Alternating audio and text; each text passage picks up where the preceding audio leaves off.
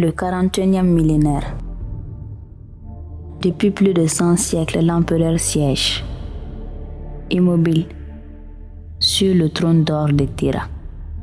Il est le maître de l'humanité, par la volonté des dieux, et le suzerain d'1 million de mondes, grâce à la puissance de ses armées innombrables.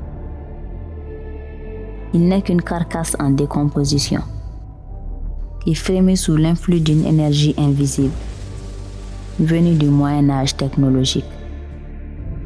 Il est le seigneur charognard de l'impérium, au nom duquel 1000 âmes sont sacrifiées chaque jour, afin qu'il ne meure jamais vraiment.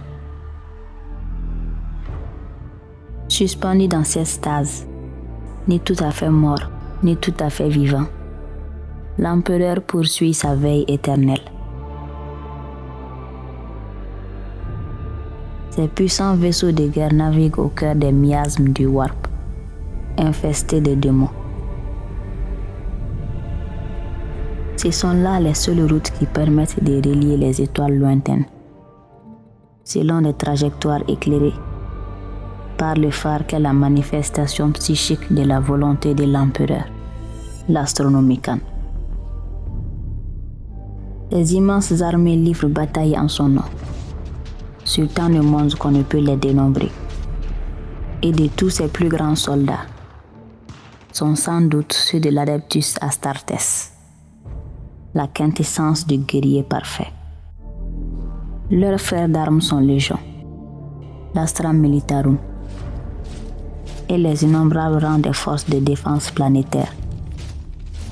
Les membres de l'Inquisition dont la vigilance jamais ne s'endort, et les technoprêtres de l'Adeptus Mechanicus, versés dans les arts obscurs de la technologie, pour n'en nommer que quelques-uns. Pourtant, ces multitudes suffisent à peine à contenir les menaces perpétuelles qui pèsent sur l'humanité. Démons, xénos, mutants, hérétiques. Être un homme en ces temps troublés, c'est être un individu insignifiant, noyé au milieu de milliards d'autres. C'est vivre sous le joug du régime le plus cruel et le plus sanguinaire qui soit.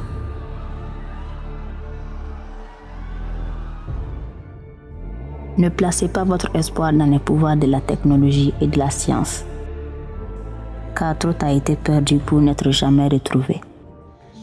Ne comptez pas sur les promesses de progrès, de raison et de paix, car dans ce lointain futur de sinistres ténèbres, il n'y a que la guerre. L'espoir n'existe pas au royaume des étoiles, seulement une éternité de carnage, sous le rire moqueur des dieux assoiffés de sang.